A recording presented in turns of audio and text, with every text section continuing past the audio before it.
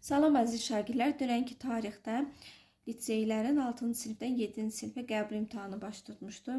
İmtahanda belə bir sual vardı. Deməli, sualı həll etmək üçün əvvəlcə A plus B-yə biz 3K, A plus C-yə 4K, B plus C isə 5K deyib tərəf-tərəfə toplayırıq. Tərəf-tərəfə topladıqda 2A plus 2B üstə gəlinsin 2C bərabərdir. K'ları toplasaq bərabərdir 12K'ya. Hər tərəfi 2'yə bölsək A plus B plus C bərabərdir 6K. A plus B üstə gəlsin C'ni isə bizə 6 verdiyi üçün 6K bərabərdir 6'ya. K bərabərdir 1'ə.